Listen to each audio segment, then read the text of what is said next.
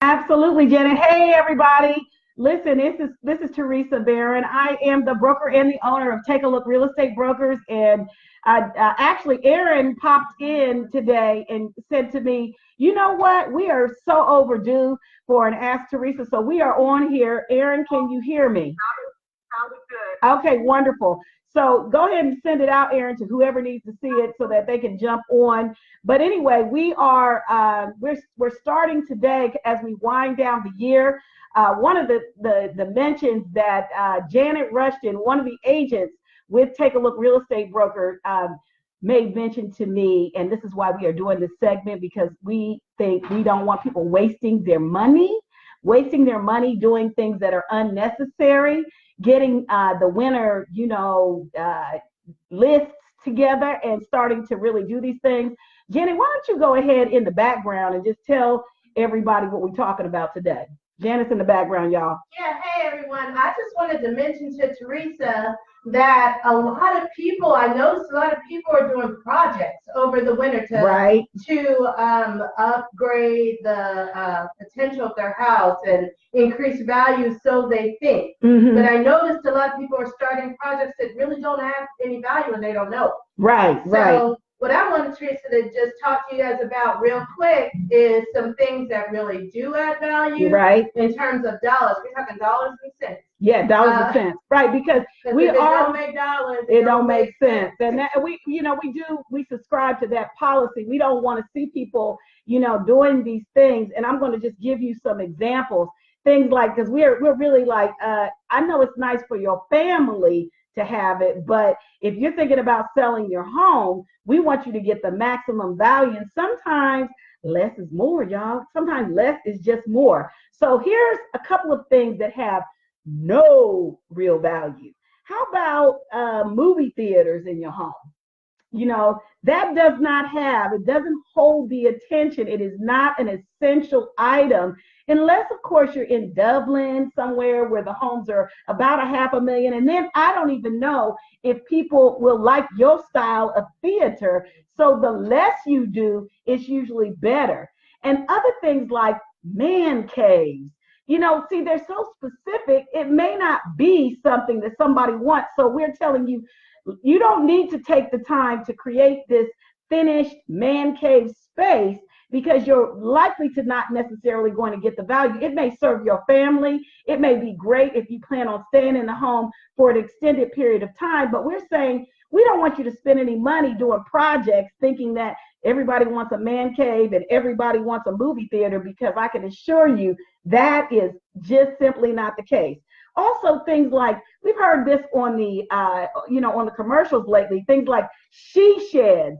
No, you can take the she shed out of the equation. Just the shed in and of itself, it's good utility. But if you already have a garage, you probably are okay with your garage, especially if it's a 2-car garage. You're probably going to be okay if you add the shed. It's just, like I said, it's just icing on the cake. It's certainly not going to make or break. I have never heard somebody say, I'm not buying that house because they forgot to put the she shed. So listen, y'all can let go of the idea of she shed. And somehow people believe, we're in Ohio, folks, so let me just say this much. We have 4 or 5 months, maybe 6, where you definitely not going to be using no swimming pool. Hey, maybe 9. Shoot. I think you get from June until maybe September. So that's 3/4 of the year. We are not using swimming pools in Columbus, Ohio on a regular basis. And frankly, it just becomes a bit of a liability. Pools are extra expensive if they're not maintained. A lot of times when people are not using them, they're just big pools of water in your backyard. They create insurance problems. And of course, they are expensive to repair and expensive to keep up with.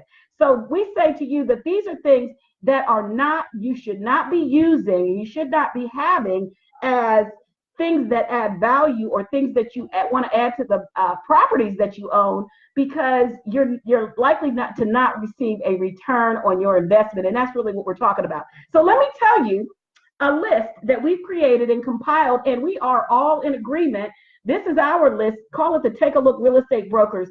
You need to do this because it's going to give you superior value back on your real estate.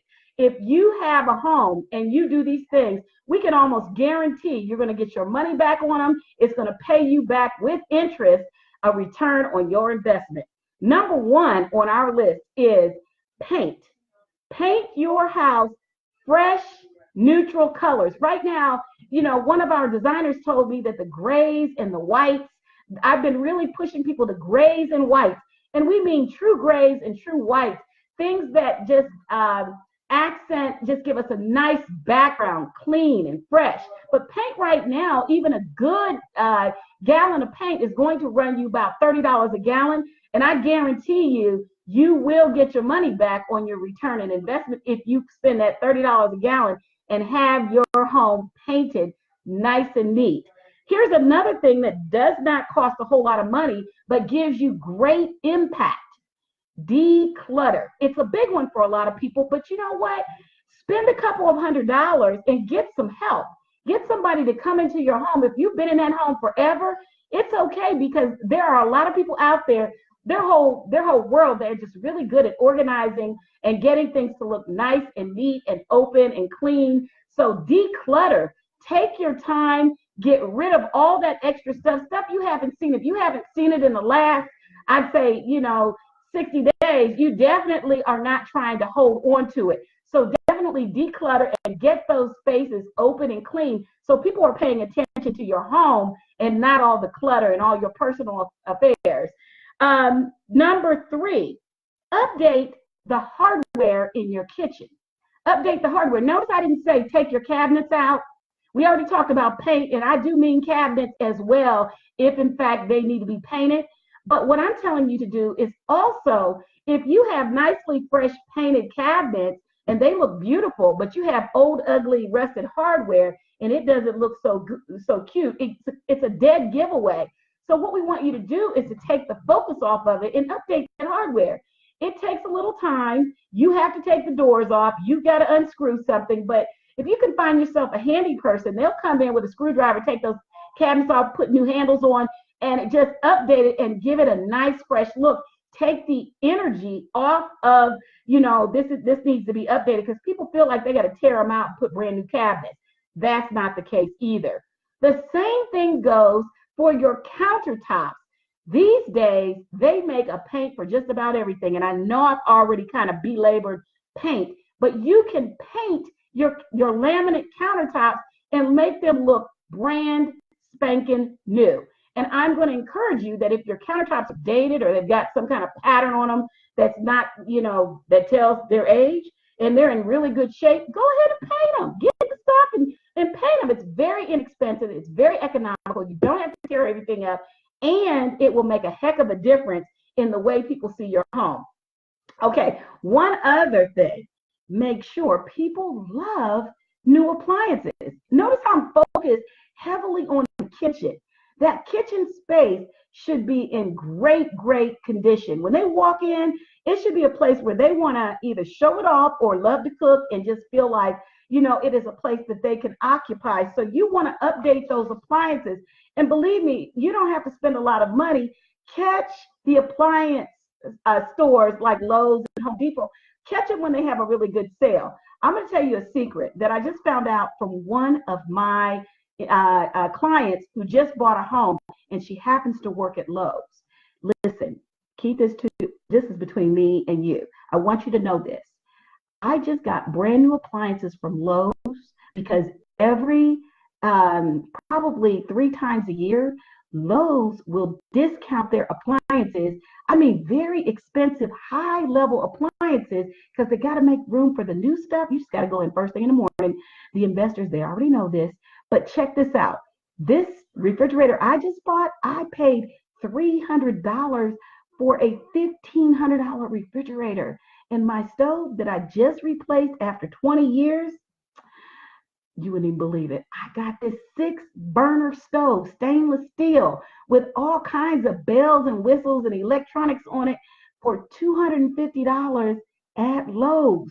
Why? Because they were clearancing it out and all the stuff had to go. So Just keep that in mind. You do not have to pay top dollar. A lot of people are spending $1,500, $2,000 for some appliances. Please take your time and do your homework and find out where you can get them, catch it on sale. Okay, now, so we talked about the appliances. Let me continue down this list. Number 5 is if you have an older home, you are likely to have hardwoods because back in the day, that's what we did. Underneath the carpet and whatever else is on that floor, there was normally hardwoods. Remove the carpet. People don't understand that carpet dates the home. A lot of times carpet is very specific. It also carries a lot of odors. And if you've had any pets in the house, you get your carpet clean thinking you're doing a good thing. No, you're bringing back the odors. And so we need you to remove old carpet. Unless it is brand new and you have not had any pets or you don't have hardwood floors underneath, remove that carpet and let them see those hardwood floors. It's better to show them imperfect hardwood floors that can be completely redone by the new owner rather than just to let them see this carpet that is, is carpet. Okay. In addition to removing the carpet from the hardwood floors, I want you to know that the second most important rooms in a house when you're getting ready to sell is the bathroom. And me personally, I'm going to tell you right now, even in my own house right now, I've got 4 bathrooms. Every single one of those bathrooms, it's not going to be a good time when I sell my house because I'm going to have to redo all those bathrooms, every single last one. So I will tell you, you want to do it. Make sure it's freshly painted. Make sure you've got new commodes in your bathroom. Make sure there's no, the gross stuff that goes around the where you seal the tub. Make sure it's caulked really well. Make sure your shower head's not leaking, and just do a once over on all your bathrooms to make sure they are in great condition. That's a place where you need to spend a little bit of money to make certain that it is an appealing space because it's a private space and people want to feel like they're going into a nice space when they're undressing and being in their private space bathing. So make sure that the bathroom is nice because it is a big thing when it comes to selling. Now, in addition to the bath, let's keep going. Number 7 was curb appeal. It's very important when I pull up to your house and you're selling it that you behave like we're selling this house. That means pick up the hoses that may not be wrapped up. Make sure your walkways are swept. Make sure your carpet, your lawns, goodness. Make sure your lawns, see, I'm still on carpet. Make sure your lawns are mowed, nicely kept, and groomed. Make sure that it doesn't have to be too fancy. And if it's holiday season, put a wreath on the door. Do something. It doesn't have to be real Christmassy or anything, but just recognize and be very welcoming. Make sure your front door is painted. And make sure that your lights on the front of the house, when you're getting ready to sell it, are all lit up, that they all work, and that they're operational in the exterior of the house. You might want to check also your gutters and your downspouts. That all goes together on curb appeal. And if you have a patio in the back, make sure it's nice and swept and cleaned up. If it's the season to have all your patio furniture out, make sure you have it looking really nice and appealing, just cleaned up. It doesn't have to be fancy. And we can always get some really nice patio furniture on like Facebook Marketplace. People are always selling that stuff, and it's nickels and dimes, a fraction of what you pay if you had to go to the store. It's also deeply discounted the minute we get into fall at all of the hardware stores, Lowe's, Home Depot, you name it, they all do it. Okay, so we talked about curb appeal, very important. And one of the other things I want to talk about is number 8, smells. When you have a pet, or if you smoke or cook a lot of fish or anything like that, you really want to get rid of all of those odors. You don't want to be doing any of that. You want to make sure that the pets are cared for, that they're bathed, that they're not, funky, making the house smell funky. You also want to not smoke in your home. De-smoke it. If you're a smoker and you're selling your home, I have to add in one more thing. Have your vents cleaned. You're going to spend a few $100, $300, $400, $500, $600, depending on your market. cleaning your vents, but you definitely want to get them clean because those odors transfer. So make sure you do that. Our noses get desensitized because we live in the house, so we can't smell it. But if we've got a little pee-pee puppy or a cat in a litter box, everybody who's not used to those smells are going to come in your home and smell them. So when you're selling, we want to get rid of those odors, and you can't Febreze it. You cannot. You must get rid of it. You must remove it altogether. You must neutralize it. So those are things that are good. If you do those other things, paint, have it clean, declutter, remove items, and get your vents clean, you're going to do a really good job of getting rid of those funky smells that nobody wants to smell when they're buying a house. Okay. And one other thing, so number 9 is I want to make sure that when you're selling your home, you're not going to get dinged a whole lot, or we at least want to be aware of the problems with the home that are going to come up in a home inspection, because every single buyer should be doing a home inspection on this purchase that they're making from you. And they're going to come up with a list of things no matter what. There's just not been, I've only had one in 25 years, perfect home inspection. So they always get a list from the home inspector. So what I'm going to tell you to do is let's take care of the major things. That leak you left, the leaky sink is just kind of dripping, and it's not a big deal to you because you manage it and you kind of overlook it.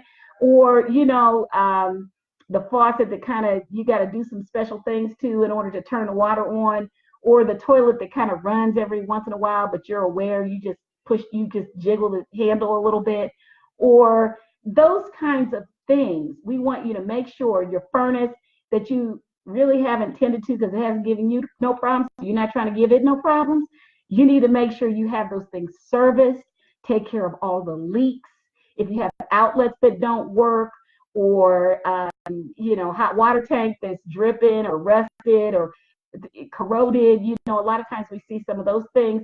Make sure that you handle all those things. Spend the money up front to ensure that those things are handled, and then we get less of a kickback on the inspection. And then there's a psychological thing to it as well.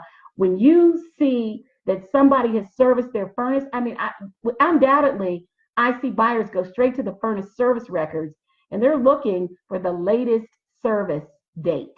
And I'm telling you, it makes all the difference in their world in terms of confidence and keeping, saying this is probably a pretty good property because they've serviced it. They actually look at that stuff. So make sure that you have these things serviced in a timely fashion before we put the house on the market. It's a good idea.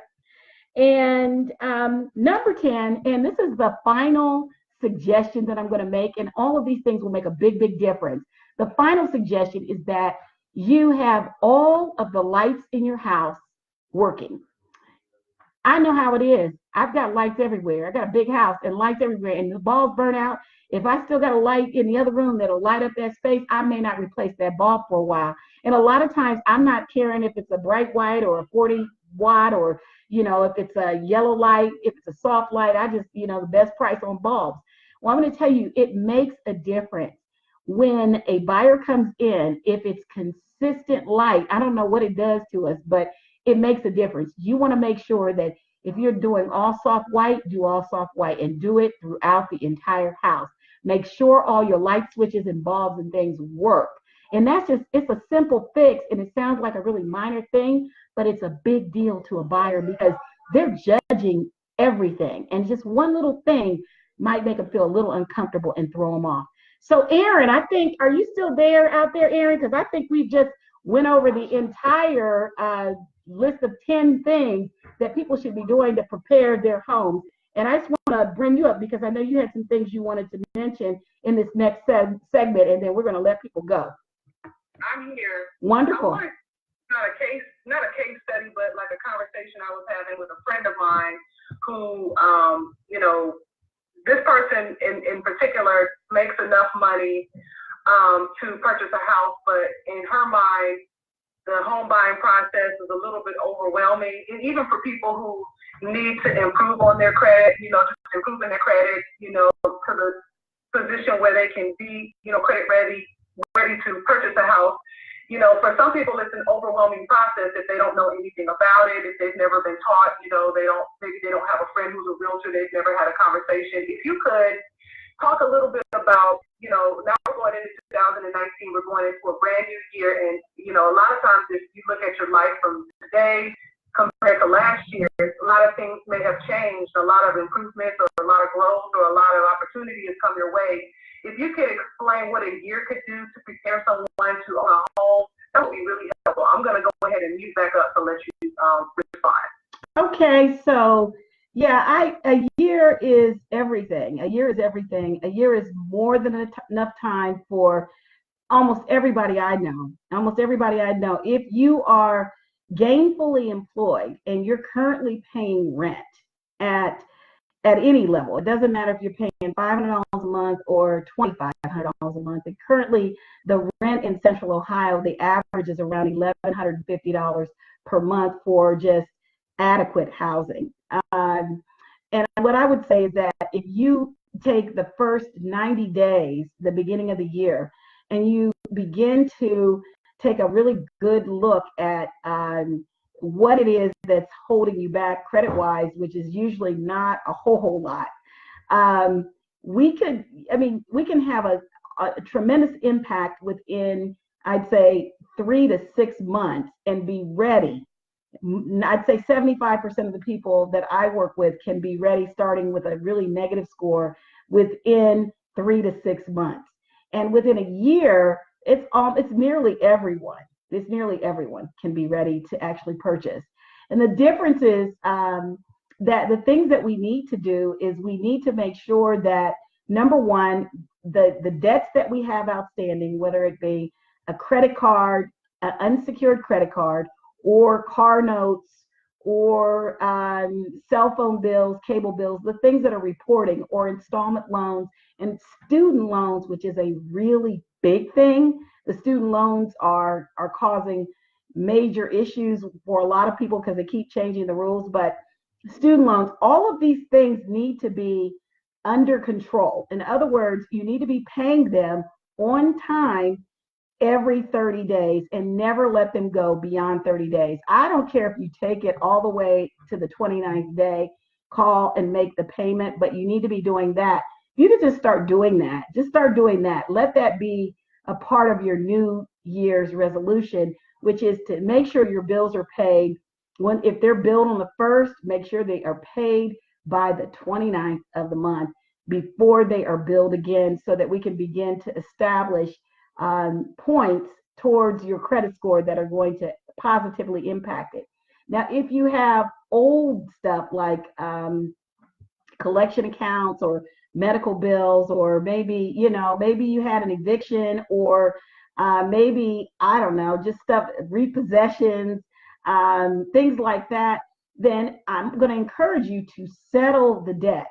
It's crazy because in 2005, I had to decide to buy another house, and being self-employed, that could be a big deterrent, because you got to report heavier income. You have to lessen the expenses and show heavier income. So I was self-employed, the mother of 8 children, and I was divorcing, and I wanted to buy another house. Actually, I was separating. I wanted to buy another house, and I said, "Oh, here we go." But if anybody knew, I knew what it was going to take. And I had a lot of credit out there, and it was all in good standing. But one thing that I also had was a lot of medical collections, a lot of them, because every time my kids went to the doctor, I would end up with these small balances. It's $20 here, $40 here, $75 here. I mean, just a bunch of them. And I had a lot of kids, so they were always going to the doctor, and those things turned into collection accounts. This is 2005 for me.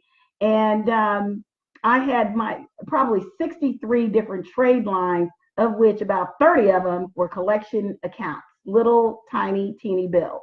And within a period of time, October of 2004, I had made the decision that I was going to buy another house as I was separating. And by the time I got to April of 2004, I also, one other thing, let me mention that I had a lease return. And for this lease, it was a minivan that I had leased. The wear and tear on, I leased it used, and then I turned it in 5 years later, and it was really, really, really used by the time I turned it in. As a matter of fact, that I'm surprised we even made it back to the dealer, because the engine felt like it was gonna fall out on the way there. So I turned it in, and they wanted to charge me 10 grand for this 10-year-old vehicle lease return. And I looked at them and rolled my eyes and said, I don't think so. So I walked away. But I promise you, they did end up, that bill, put it on my credit report. I had a $10,000 bill with whoever I was leased it from.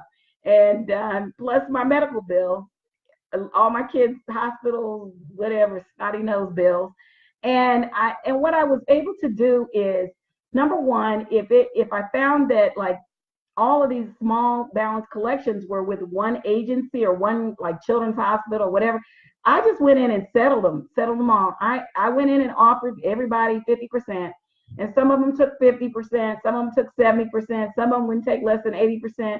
And I just told them, I said, I got this one over here or yours, which one's gonna get paid, you or them?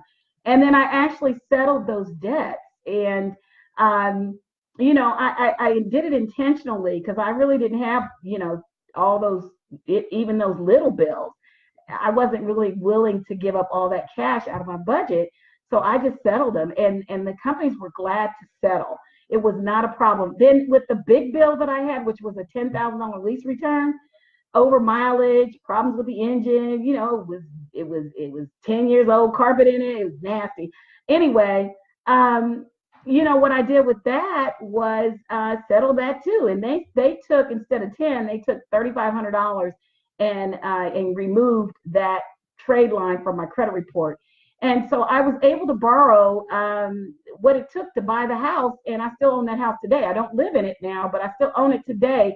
And that all took place in less than 6 months with a self-employed person. So if I can do it, what I know for sure is that it's not as difficult once you make up your mind to actually get it done. People put a lot of energy into fears, and it's not as difficult as you might think. Just by simply taking the step and making the decision to actually go after it and kind of conquer whatever the problems are, empowers you, and it gets you in the mindset to get this thing done. It's kind of like when you're weight training, or you're trying to lose weight, or you're trying to get yourself in shape. It gets you empowered, and it begins to roll. It snowballs, and you ultimately you win the battle, and it's time to purchase. And you're like, a lot of people at that point are crying at the table because of the journey that they went through, and they're forever changed. They're forever less fearful. They forever understand that some of the BS that they've been shoveled by whoever's shoveling it is just that. It's just some BS. And that the system is not, I got a new puppy, y'all. I'm about to pick her up so y'all can see her. The system is not necessarily telling the whole truth and nothing but the truth, okay? So if you want to own a home between now and the end of 2019, what I'll promise you is that if you put your mind to it, it is nearly 100% opportunity for you to do so. And that's what we're here to encourage and to perpetuate. We want you to be homeowners. I got people calling me on rentals, and they got to hear a speech before I even talk to them about a rental. So Aaron, hopefully that answers your question. I got to use my own stories to give the information, because it's just my truth. It's my truth. So if anyone is interested in talking to you about either if they're ready to credit ready and they want to purchase a home, or if they are not quite credit ready, would like to purchase a home and talk to you, so that they can create a plan of action, what are the different ways that they can contact you? Well, it's really simple, because I'm not high tech. So you just pick up the phone and make a phone call. It's simple. Sometimes I'm accused of being too busy, but I'm not really that busy. If you text me and you raise your hand and you say, look, I need some help, I will definitely reach back and try to help. Sometimes it's better to text 614-778-8503 than it is to call, because I can only take one phone call at a time. But what I can do is respond to the text, and it leaves a record for me to go back to. So that's what I would do. You can also email, and it's simple, just baron.teresa@gmail.com. I have two different emails. That's my personal email. I take emails there.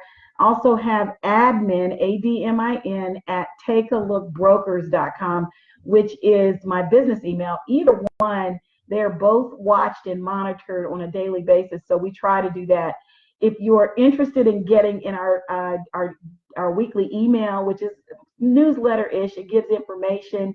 There's just a tremendous amount of information for you if you want to go through it privately on Take a Look Real Estate Brokers YouTube channel. We try to give you the nuts and bolts of what you need to know if you're thinking about making the move to a home of your own, or if you're thinking about selling your home. We give you very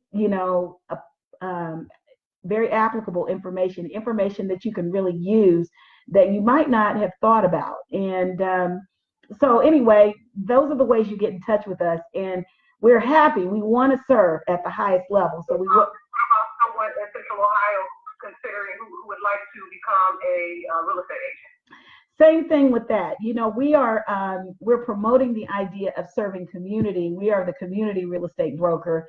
And if you're interested in being of high service to your community, then that's what we do. We figure that the money comes in conjunction with the level of service. If you help enough people get what they want and need, you will always get what you want and need. So if you're interested in becoming a real estate agent, as either a second career, or if you want the freedom that it brings outside of a corporate environment, then absolutely we want to encourage you to give us a call. We'll direct you on how to get your license.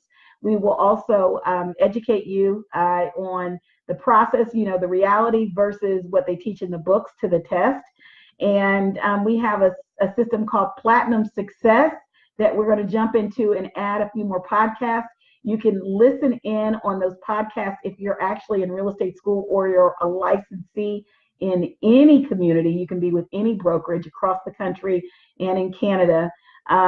This information will be very relevant to you in terms of being successful in the business of real estate. And it's broader than people think. It's broader because, Aaron, I know you're aware that for a long time, we had an actual 100,000. Seville and I actually had $100,000 income on just broker price opinions by themselves, which doesn't have anything to do with sales. It has something to do with valuations.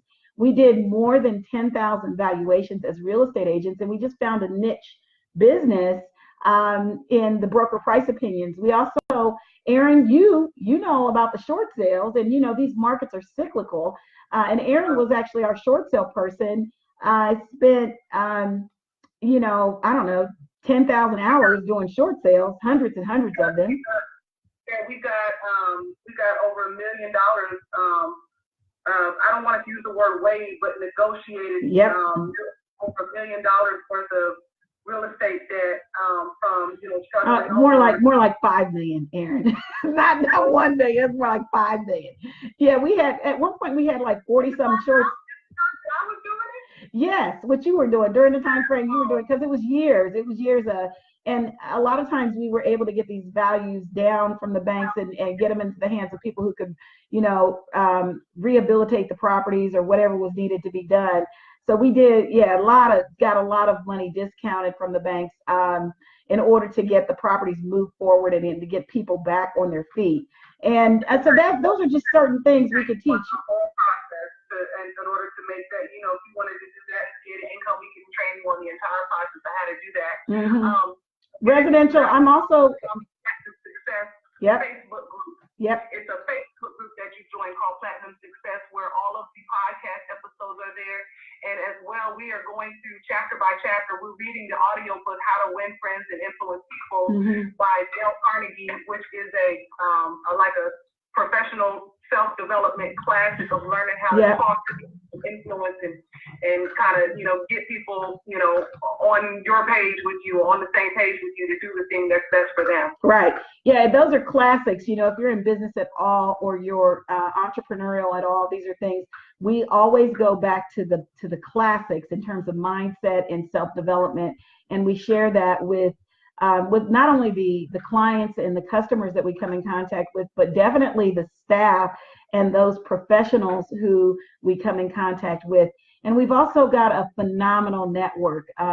We have, title companies, which a lot of brokerages do, but our title companies are very, very special folks because they actually support the programming that we're putting out here, which is It's Time to Own It, which is one of our programs that we do 4, 5, 6 times a year, depending on what's going on with the year. So lots of good things. If you're interested in it and you want to learn how to do some of these things and stay busy in your community, we may be a good fit for you.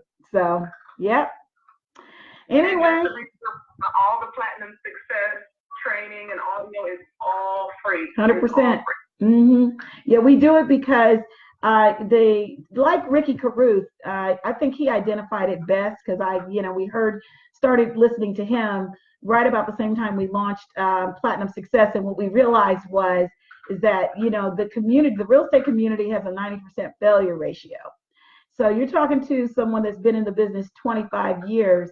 And I don't define success by necessarily money, but when you have someone like myself, I've got 8 kids and I have been self-sustaining for more than 25 years in the business of real estate, with that being my 100% income since 1997 and started actually in 1994, then there's a level of success that has to occur in order to sustain and maintain that. And we want to share that as I begin to kind of wind down my career. I want to make sure I share it, reach out, and teach a few so that the legacy continues, so that, my 25 years of work continues and hopefully inspires a whole new generation who will just add on to it. It's kind of like any body of work. If you've got a master's degree or a doctorate degree, you're expected to add to the value of the collective that has created the bed of information. So we just want to add to it and continue it. We don't want it to die when I stop, or if my last day on earth is tomorrow. We want to make sure that information is out there, because otherwise it's all for naught. It needs to be seeded and planted and grown for our community in general. We see there's still so much need. So anyway, that's enough of that. I think we're going to let people go. We're 37 minutes, 36 seconds. But hey, guys, we haven't seen you in a couple of weeks. So with the holiday season, we didn't know how it was going to go down, how we were going to be able to get this done. But we are so excited to be here with you, to have an opportunity to speak to you. We're thankful. 2018 has been a bang-up year. We are going to do a wrap up Ask Theresa before we get to the end of the year, just to wrap things up, go over some of the segments and some of the topics and kind of update you.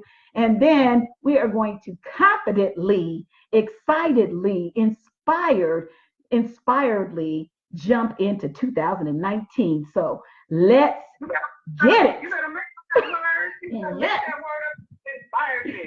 Inspiredly. Yes. Y'all heard me. All right. Y'all have a wonderful day. Erin, thanks for reminding me. Get back on. Don't leave people hanging. All right. I'll see y'all. Y'all make it a great, great day. See you later. I can't end it. I'm having trouble ending it. There it is.